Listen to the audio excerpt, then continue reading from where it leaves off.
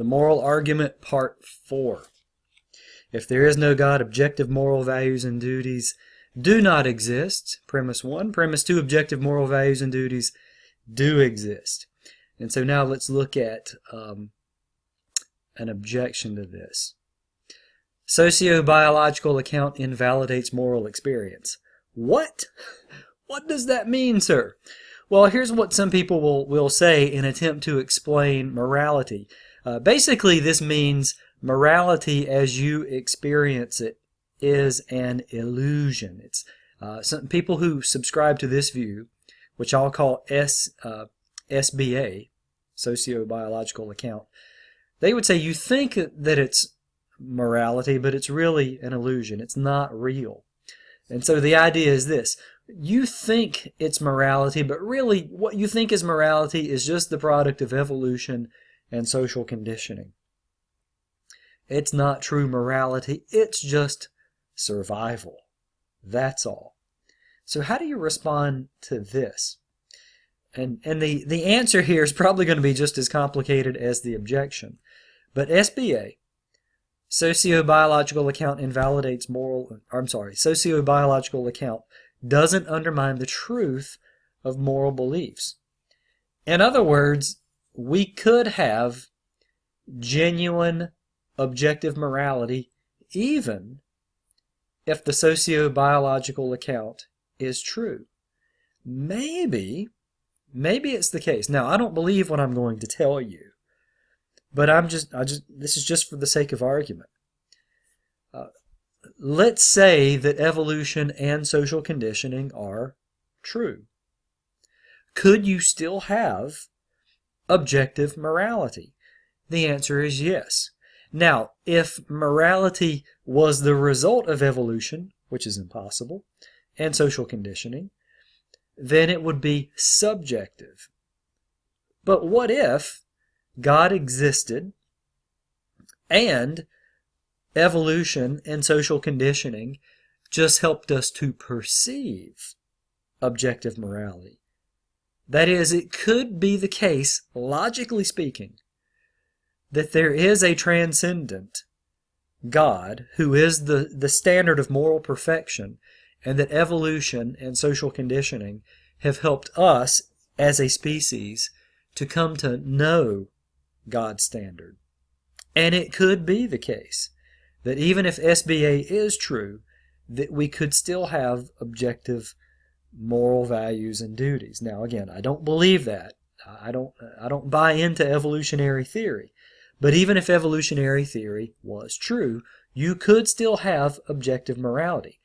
Anybody who objects to, that'll be complicated. Anyone who says you can't have objective morality because of evolution and social conditioning, really they're using something called the genetic fallacy. That's where you say that something is wrong, something is false, because of its origin. That's the genetic fallacy.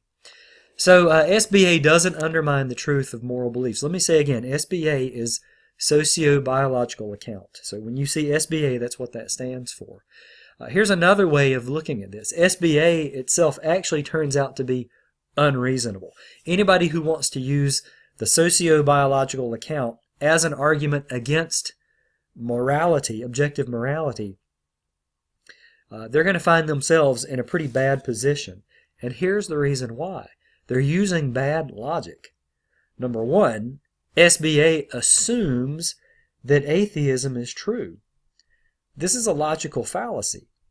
They have not made the case that there's no God. They're assuming that there's no God to try to make this objection. And so this is called begging the question. It's where you assume a premise to be true when you really haven't demonstrated it yet. And see, SBA in this case is assuming that there's no God. That's the only way that objection works, is if there is no God. But also, SBA is self-defeating. If you say, okay, let me give it to people who would use this argument. Okay, let's say there is no God. Let's say that everything that we have now is the result of evolution and social conditioning. Well, if that's the case, then SBA is self-defeating. That statement, sociobiological account invalidates moral experience, where did that come from? Oh, that came from evolution and social conditioning, didn't it? That means that statement is not true. Because evolution doesn't give us truth. It doesn't give us truth. Evolution is about survival of the species, not about giving us truth. And so that's pretty arbitrary. Sociobiological account invalidates moral experience. To make that statement, it really defeats itself. It's saying you can't trust morality because of the sociobiological account. Well, you also can't trust that statement because of the sociobiological account. In other words, if you can't trust your moral experience because of evolution and social conditioning, you can't trust a truth claim like the one in the box because of evolution and social conditioning. Okay, I think I've said that enough. If you apply the standard to itself and it doesn't hold up, then it's self-defeating. All right, so, if God does not exist, well, let me make sure that I say it correctly. Yes, if God does not exist, objective moral values and duties do not exist. Objective moral values and duties do exist. Therefore, God exists. That conclusion flows easily from those two premises. The two premises stand up to objections against them. The conclusion follows from them. All right, that'll do it for the moral argument for God's existence.